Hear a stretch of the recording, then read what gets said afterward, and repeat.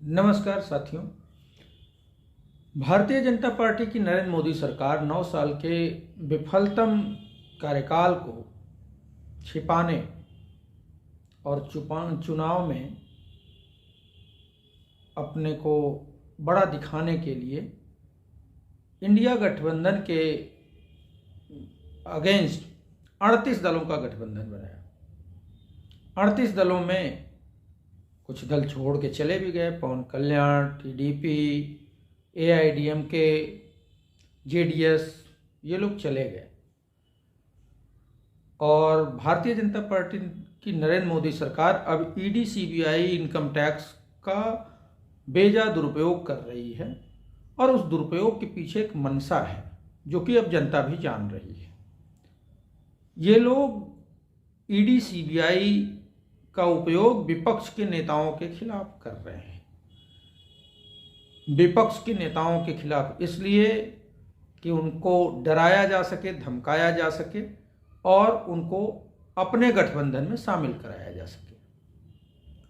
आपके सामने बहुत सारे प्रमाण भी हैं।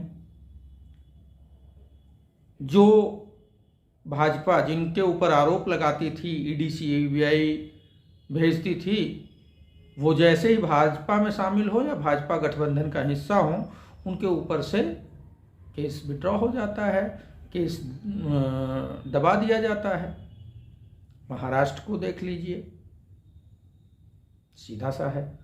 हाँ, दूसरा एक जनता के मन में एक सवाल ये भी है कि चलिए कोई बात नहीं, विपक्ष के लोगों के खिलाफ जांच हो रही है तो होने दीजिए, लेकिन सरकार के ऊपर जो भ्रष्टाचार के आरोप लग रहे हैं, नरेंद्र सिंह तोमर के बेटे के ऊपर जो आरोप लगा, 10,000 करोड़ का इतना वीडियो वायरल हुआ, आखिर ईडी, सीबीआई, इनकम टैक्स इनके खिलाफ छापेमारी कब करेगी और इनकी जांच कब करेगी?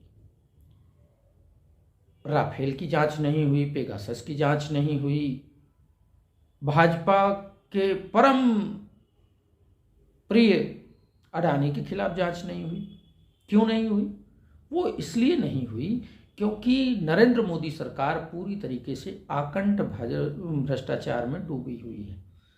मोदी सरकार के भ्रष्टाचार उजागर न हो, इस वजह से मोदी सरकार अपने मंत्रियों, कॉरपोरेट मित्रों और सीएजी द्वारा भ्रष्टाचार जो उजागर किए गए, कपड़ा मंत्रालय स्मृति ईरानी जी का, उसके खिलाफ जांच नहीं होगी।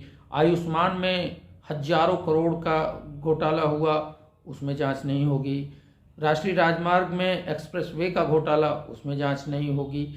इन सभी जांचों को दबाया जा रहा है। पीएम केयर फंड का पैसा कहाँ गया, उसकी जांच नहीं हो सकती। इन सारी चीज़ों को जिस तरीके से दबाया जा रहा है, उससे दो बातें स्पष्ट हैं। एक, नरेंद्र मोदी सरकार आकंठ भ्रष्टाचार में डूबी है। नरेंद्र मोदी सरकार भ्रष्टाचारी सरकार है, इसमें कोई डाउट नहीं है, और अपना भ्रष्टाचार का पोल खुल न जाए इसलिए जांच नहीं करा रही है नरेंद्र मोदी सरकार। अगर ईमानदार होती तो वो जांच कराती।